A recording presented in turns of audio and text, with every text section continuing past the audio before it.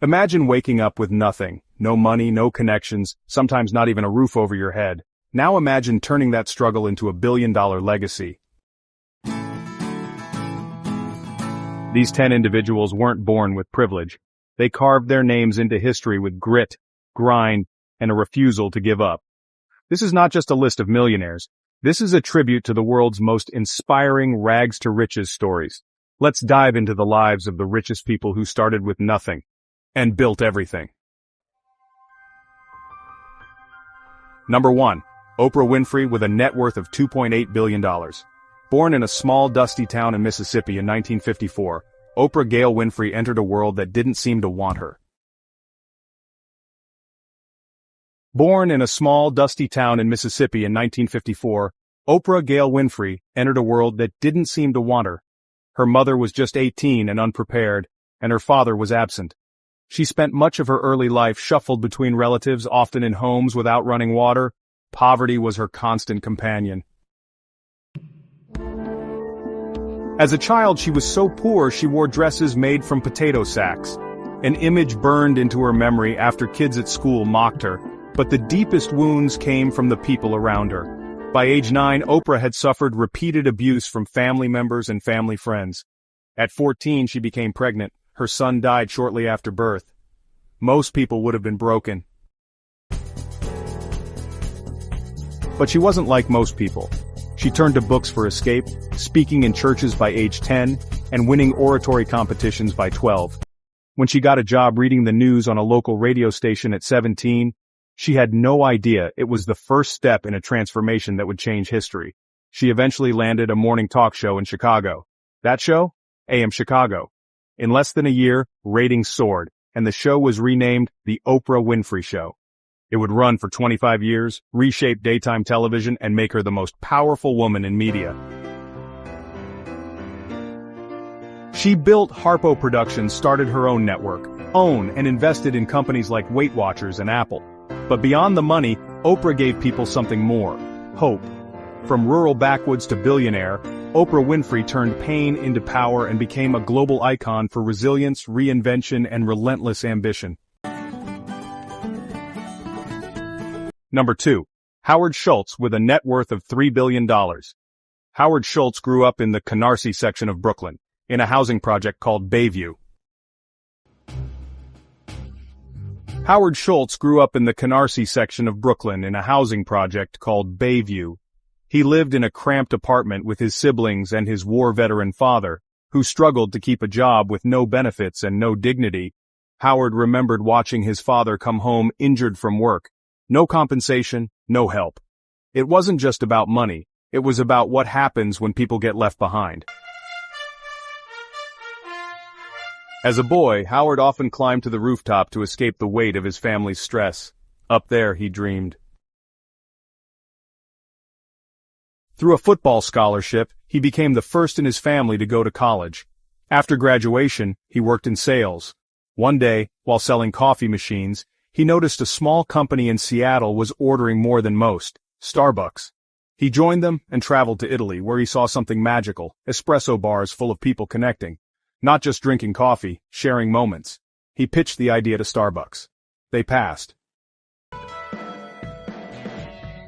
So he left, raised money, and started his own coffee shop. Starbucks eventually came back around, and he bought it. Howard Schultz turned Starbucks into a global cultural staple. He didn't just sell coffee, he sold experience, warmth, and community. He ensured his employees, called partners, got healthcare and stock options, even baristas. From the projects to the penthouse, Schultz brewed success with heart, hustle, and a vision far bigger than coffee. Number 3. Won Chang with a net worth of $800 million. In 1981, a quiet man named Won Chang arrived in Los Angeles from South Korea with his wife, Jin Suk, and a suitcase full of hope. In 1981, a quiet man named Won Chang arrived in Los Angeles from South Korea with his wife, Jin Suk, and a suitcase full of hope. They spoke little English, had no savings, and rented a single room to sleep in. Won worked 3 jobs: janitor, gas station attendant, and coffee shop helper. Every day started before sunrise and ended after midnight. But in between those long hours, he observed, he watched people shop, he noticed trends, price points, and behaviors. Something clicked. In 1984, with $11,000 in savings, Do Won and Jin Suk opened a small store in L.A.S Korean district. They named it Fashion 21. The concept? Trendy clothes, fast turnover, affordable prices for young women. It exploded. Soon they renamed it Forever 21 and opened stores across the US and eventually around the world. By the 2000s, Forever 21 was raking in billions annually, with more than 700 stores across 50 countries. What made it different? Do Won and his wife ran the company like a family shop, even when it became a global brand. They went to church together, worked 12-hour days together, and never lost sight of their immigrant roots. From scrubbing floors to dominating fashion malls, Won Chang's story is proof that observation, faith, and family can build empires. Number 4. Shahid Khan with a net worth of $12 billion. When Shahid Khan landed in the United States in 1967, he was 16 years old, wide-eyed, and holding a suitcase filled with clothes and dreams.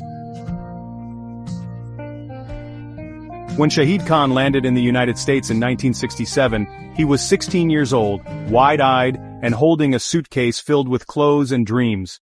He'd left Pakistan in search of education, opportunity, and a better life. But the American dream didn't come cheap. To support himself through college at the University of Illinois, Khan took a job washing dishes for $1.20 an hour. He worked nights, weekends, and any shift he could get. While other students enjoyed campus life, he scraped and scrubbed in the back of a restaurant, determined to rise. After graduating with a degree in industrial engineering, Khan joined a small car parts company, Flex & Gate. He worked hard, learned fast, and saw an opening to improve how bumpers were designed and manufactured. In 1980, he took the biggest risk of his life. He bought the company with a loan and maxed out belief. He streamlined production, created better designs, and won contracts with major automakers. By the 1990s, Flex & Gate was supplying Toyota and later almost every major U.S. car brand. But Khan wasn't done.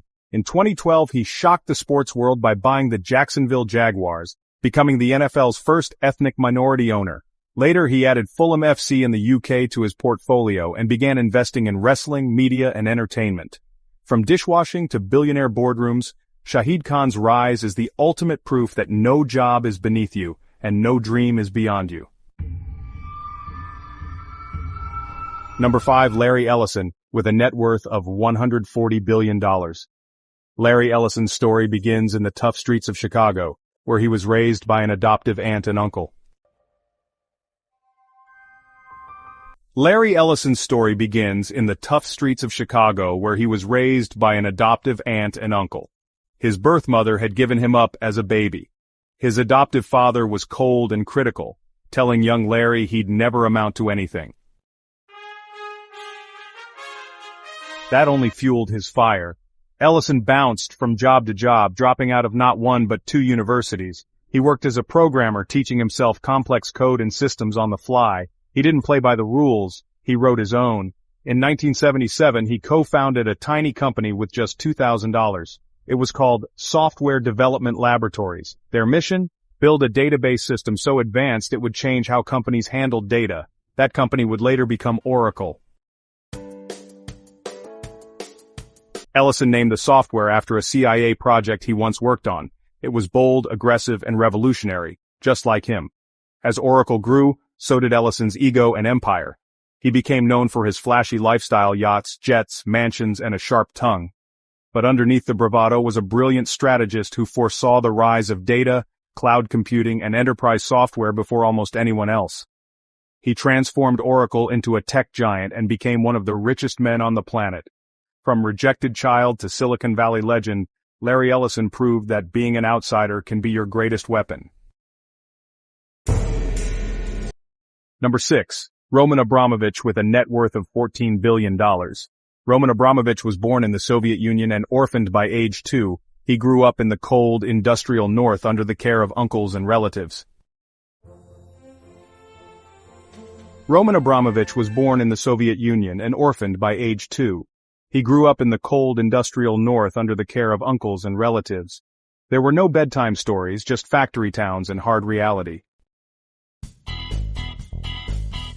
He started out selling plastic toys and goods out of a tiny apartment. Then came perestroika, the fall of the Soviet Union, and a wild, dangerous gold rush for privatization. Roman saw opportunity where others saw chaos. He entered the oil industry, forming Sibneft, one of Russia's biggest oil companies. By age 30, he was a billionaire.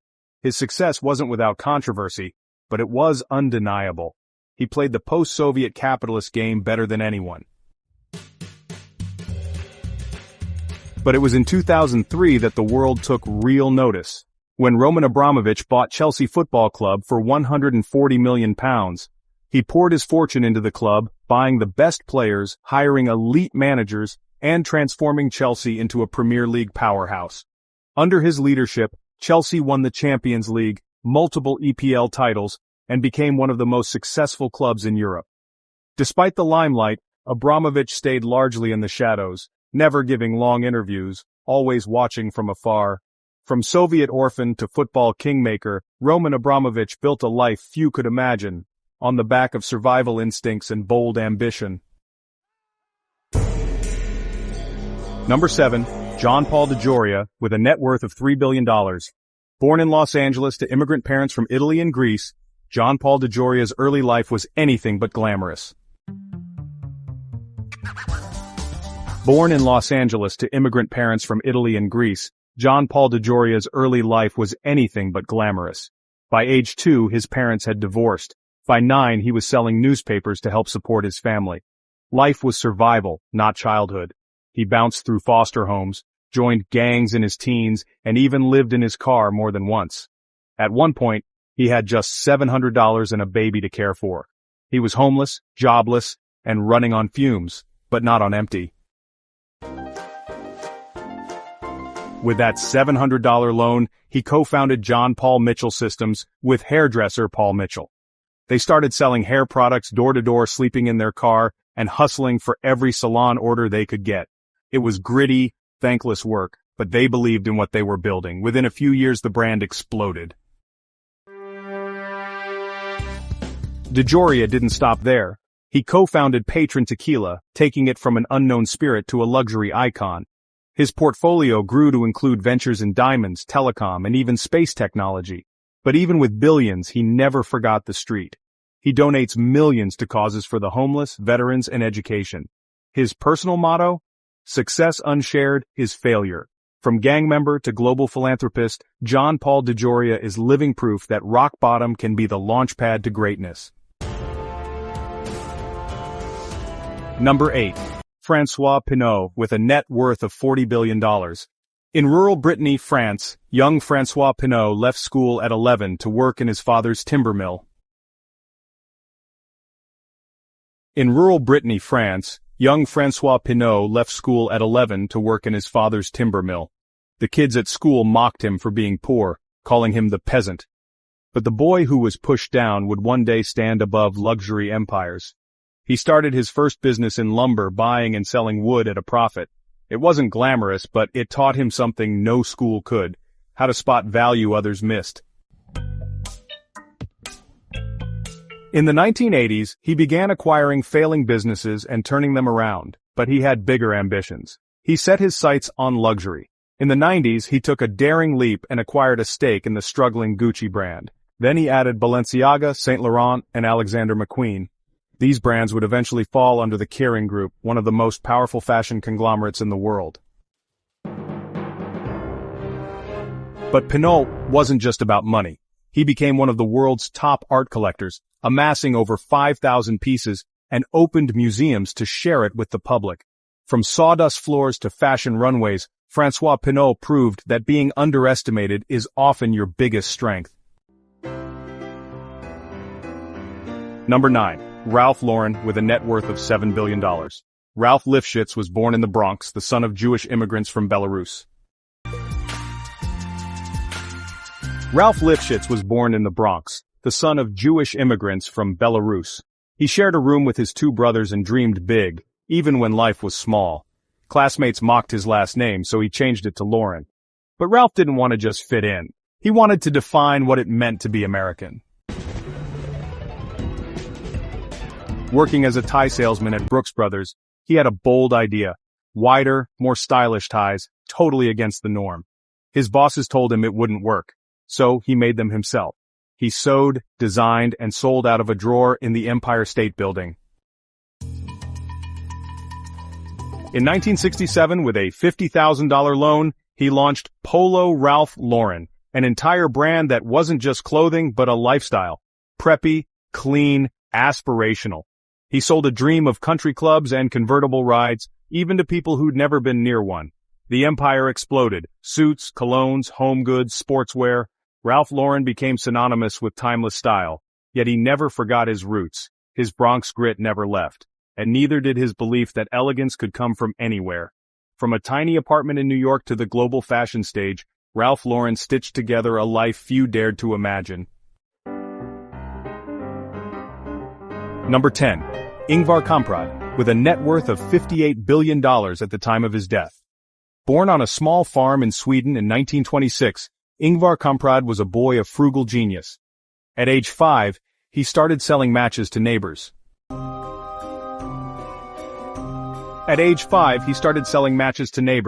By 7, he expanded to pencils and seeds. He reinvested every coin and learned early that a good deal and a good product could change lives.